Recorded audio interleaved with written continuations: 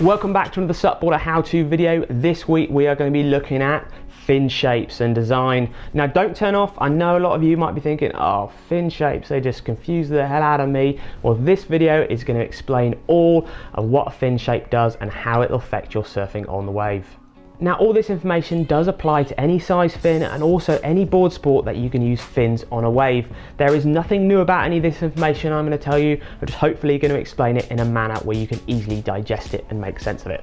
Now before we go over every single part of the fin and what it does, you must remember that when this fin is moving in the water, it is being forced against water, pushed back, sideways, in all sorts of angles, which is why the shapes of the fin really do make a difference.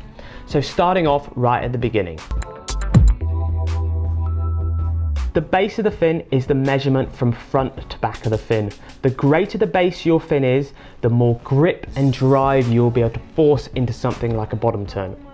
The downside with having a really big base is you will not be able to pivot or redirect your board as quick as a narrower base. Depth. Depth is measured from bottom to top of the fin. Think about depth as the greater the depth of the fin, the more hold you will get on the wave. The less depth of the fin, the less hold you will get on the wave.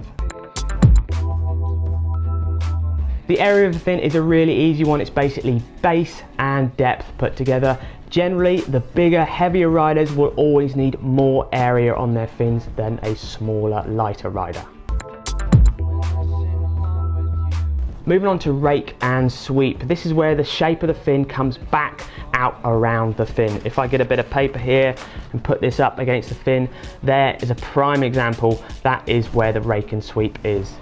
The more rake and sweep there is on the fin, the more drawn out and slower your turns are going to be to come back around. That is because this part of the fin is trying to make you go in a straighter line. The less rake you have, the more upright the fin is, the more pivotal, the more snappy the board is going to feel on the water. The term cant is definitely probably one of the most confusing terms that people try and understand, but it really is pretty simple if you think about it like this. The cant is the angle of the fin in relation to the bottom of the board. If you have a zero canted fin, that means your fin is sticking straight upright. If you have a cant on your fin, it means your fin is twisted out to the side. A fin without cant is going to be faster in a straight line on a wave, but it is not going to have as much control and drive on the turns as a fin that is canted. The reason for that is the fins are all canted outwards towards the rail, and if you imagine turning onto your rail, that fin is actually more vertical in the wave at that position because your board is then canted off balance. So the fin is more canted, it gives you more drive when you are in the turning position on the board. Okay, the foil of the fin. Now we're going to have to get a little bit more scientific, but bear with me. This is a center fin. It goes in the middle of the box, in the middle of the board at the back. So the foil is the same on both sides. So it's quite happily to go left and right very quickly and change direction. So really what I'm going to pick up is an example of a side fin. So this has a different foil, which is the curve of the fin, on the side to the inside. The inside is very flat and the outside is very curved. Now what this does is you've got to think about this like an airplane wing. If we turn on its side, the top of the airplane wing has a more curved surface than the bottom of the airplane wing.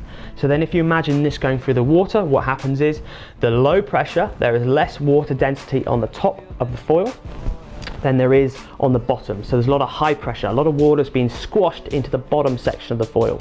Now what that does in your surfing terms is it holds you into the wave face, which is why you generally have flat foils on one side and curved on the other, always on the outsides of your boards. So they hold you into the wave face and stop you from sliding down the wave. If you're going to have an outside fin with a more of aggressive, let's say curved inside foil shape, it's going to make it easier for you to generate speed up and down the wave, and it's also going to make it easier for you to do tighter, sharper turns and keep grip with the fin. If you have a flat-sided foil on the outside of your rails, it's going to be better at controlling higher speeds on a faster wave, and it's also going to be better at controlling those faster, wider arcing turns. Generally, flatter edge foils are for more performance-based riders in faster waves. Last but not least, let's have a look at the flex of the fin. Definitely one of the most important aspects in surfing, and it's one that really gets overlooked time and time again. Two base fins we've got here. We've got plastic and we've got a glass honeycomb fin. I'm going to talk to you about the differences of both. A plastic fin is what you get on most basic boards. It's going to be slower than a glass fin and a carbon fin, and it's going to be not so responsive. The reason for that is what happens as you're surfing is your fin is flexing back and forth, back and forth, back and forth all the time. The longer it takes to react back to its upright position, the slower the turn or you trying to drive speed is going to be achieved. The faster the regain, the reflex of the fin is, the faster, the better whip and push back from the fin you are going to get. Which is why all performance surfers opt for glass, carbon, glass, honeycomb based fins. There's a huge range of different constructions and layouts and carbons and glasses and honeycomb materials on fins, and they do all have a very different flex pattern. But one thing is for sure, you will get way more out of a carbon glass based fin than you would a cheaper plastic fin. So there you go. I really hope that's helped you sort of suss out the fin shapes and what they do. Fins really do make a difference to your board, even at that intermediate level. Do not think you're sort of not good enough to notice the difference of your fins. You will notice a difference. Look out for SUPboarder Pro, where we're going to be talking about some of this in more depth. We're going to talk about videos about what sort of fins will suit what boards and what sort of weight riders should be looking at what size fins too. But until then, check it out, SUPboarder Pro, and we'll see you on YouTube.